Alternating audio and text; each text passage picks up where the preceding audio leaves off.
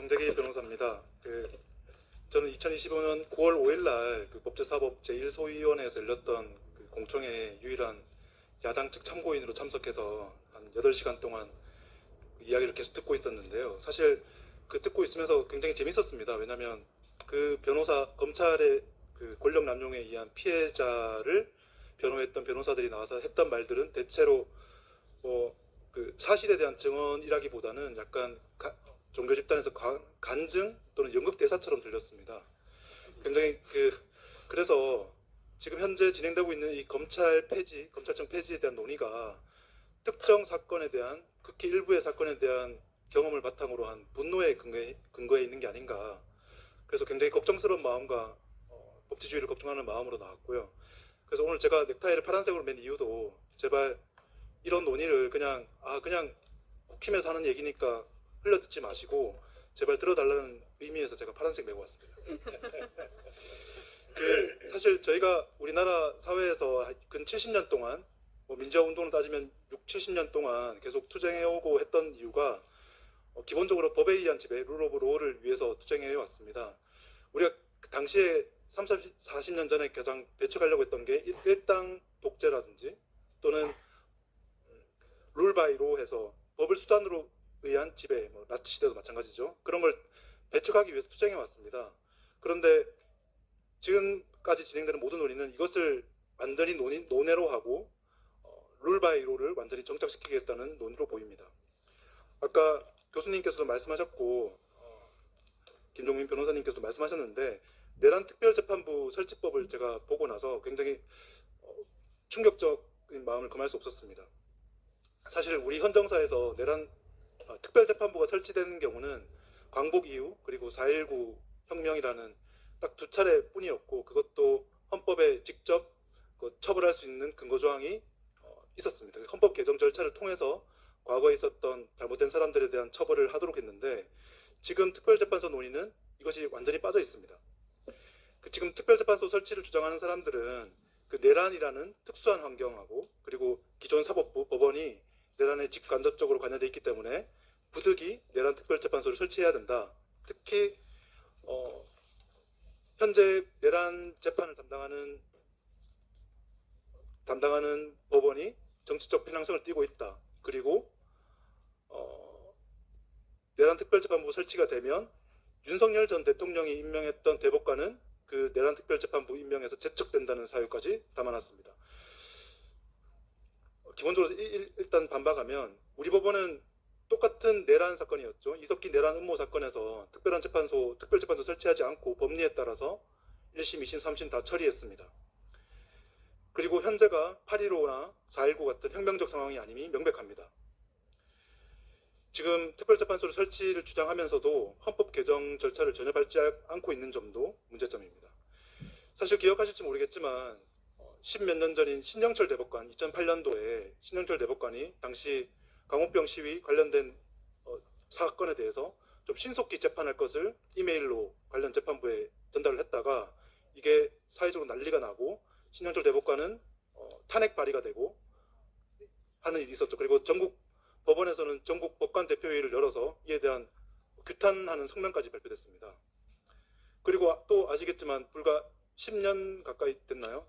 8, 9년 전에 양승태 대법관은 당시에 위안부에 대한 2심의 국가배상 판결에 대해서 외교관계를 좀 고려해야 된다는 취지로 재판에 개입했다가 당시에 특검이었나요? 특검 수사를 받고 다른 사건과 합쳐서 구속까지 된 사례가 있습니다. 그래서 우리 사회는 늘 이 재판에 있어서는 제3자의 개입 없이 오로지 독립된 법관과 양심에 따라서 재판을 받아야 된다는 어떻게 보면 컨센서스가 형성돼 있었는데 지금 특별재판부 설치를 하는 모든 논의는 이 컨센서스를 완전히 망가뜨리는 절차입니다. 지금 특별재판소에서 여러 가지 변협이라든지 아니면 국회라든지 이렇게 재판부 구성을 임명하는 절차를 하는데 과거의 사례에서는 재판을 좀 빨리 해라. 아니면 이렇게 의견을 개진한 것까지도 수사의 대상이 되었고 법원의 독립을 침해한다는 논란이 있었던 것을 비춰보면 재판부 구성을 임의로 하겠다는 것 자체가 그보다 훨씬 더 심각한 범죄 행위를 알 수 있습니다. 그리고 우리 헌법재판소는 특별재판소에 대해서 군사법원에 대해서 허용하는 기준을 판단한 바가 있는데 기본적으로 헌법에 근거가 있어야 되고 그리고 군대와 같은 특수성이 있어야 되고 대법원을 최종심을 함과 동시에 재판관 독립, 재판관의 신분상 보장이 기본적으로 요구된다고 하였습니다. 그런데 앞에 말씀드렸듯이 지금이 4.19나 8.15의 법원과는 혁명적 상황도 아니고 재판관의 독립 속에는 특정 사건에 관해서 사법부가 정한 인사 기준을 제3자 또는 제3의 국가기관이 개입하지 않는 것까지 포함하고 있습니다. 대법원이 아닌 제3의 기관이 재판부의 구성에 관여하는 것 자체가 완전한 위헌입니다.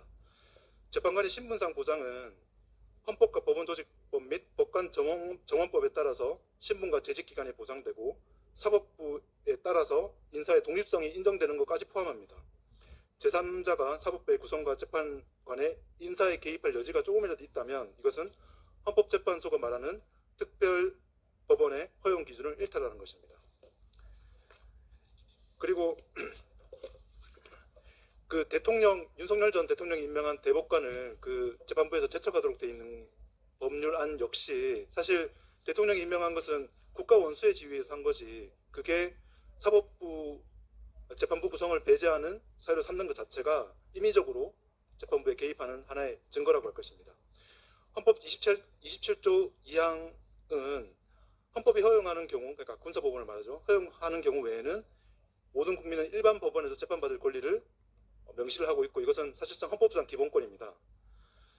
그래서 재판부 구성에 제3자가 개입하고 재판관의 독립과 신분 보장이 되지 않는 사람에 의해 재판이 이루어진다면 제일 제가 명백해 보이지만 윤석열 사건에 대한 것은 아마 공소기각이나 무죄가 나올 가능성이 있습니다. 또 헌법재판소에서 이 재판부 자체가 위헌이라는 위헌 판단이 나올 수밖에 없다고 생각됩니다. 왜냐하면 법을 조금이라도 공부해본 사람들은 이게 얼마나 허무맹랑하고 위헌적인 요소임을 알고 있기 때문입니다.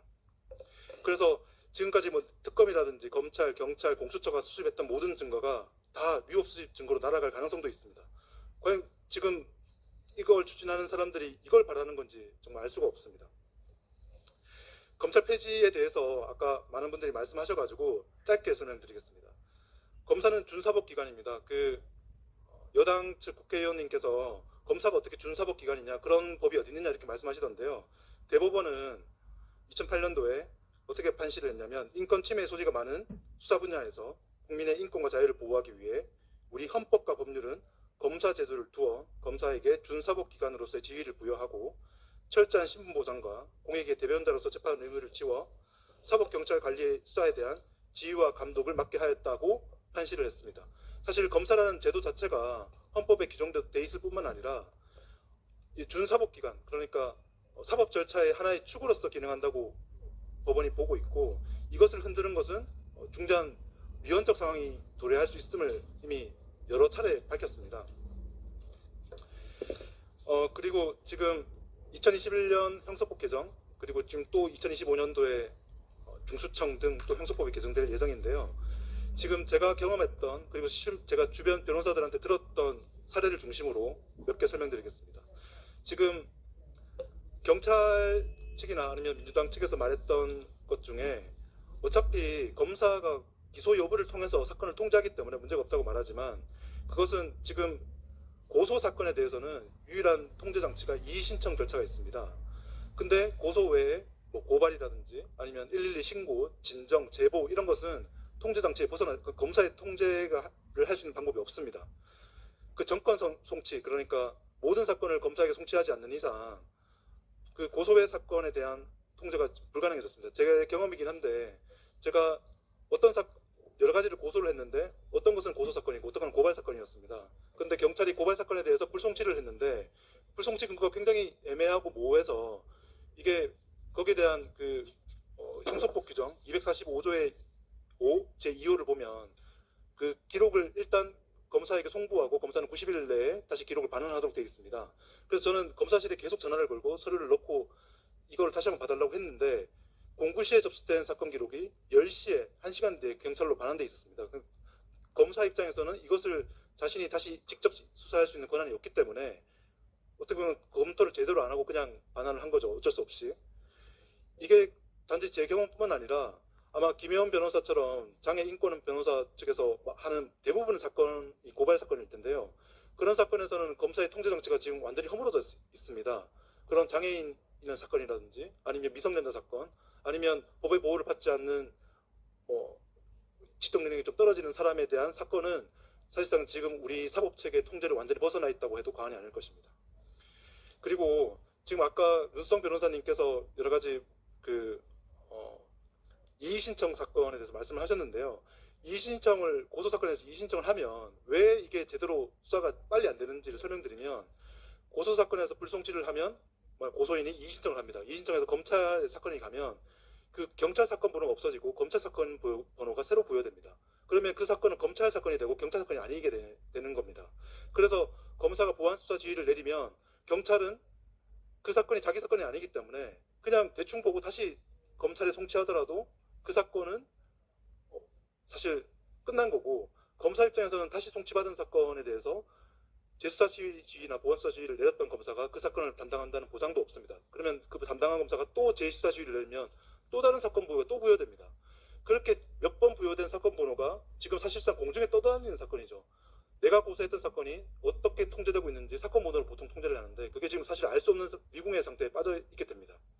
이게 지금 현실에서 일어나는 일이기 때문에 이렇게 몇 번 보안 수사 지휘, 재송치, 보안 수사 지휘 몇 번, 대여섯 번 가다 보면 사건이 완전히 미궁에 빠져 있고 사건 기록은 늘어났지만 제대로 수사가 안 돼 있는 경우가 굉장히 많이 있습니다. 이건 사실 국민을 상대로 2021년 개정 이후는 국민을 상대로 실험을 한 건데요. 사실 국민은 실험지가 아닙니다. 이렇게 자기 피해를 입어서 고소한 사건에 대해서 사건이 제대로 수사가 되고 있는지조차 모르고 있는 상태는 국민을 상대로 실험을 한 것이라고밖에 보이지 않습니다. 그리고 아까 그 변호사님께서 말씀하셨듯이 공소청 검사는 자기가 받은 사건에 대해서 보안 수사 지휘나 어떻게 할 수 있는 통제 장치가 전혀 없고 기소 불기소 여부만 판단하도록 되어 있습니다. 이 신청 여부는 아까 말했기 때문에 제가 넘어가겠습니다. 국수위 법률의 정치적 편향성도 아까 지적이 나왔기 때문에 넘어가겠습니다. 국수위 법의 가장 큰 문제점은 수사 절차에 있어서 국민주권주의 실현을 목적으로 하고 있는 그런 조직인데 사실상 모든 위원을 대통령이 임명할 수 있고 수사 절차에 있어서 국민주권주의 실현을 목적으로 하기 때문에 위험한 조직이라고 할 것입니다. 그래서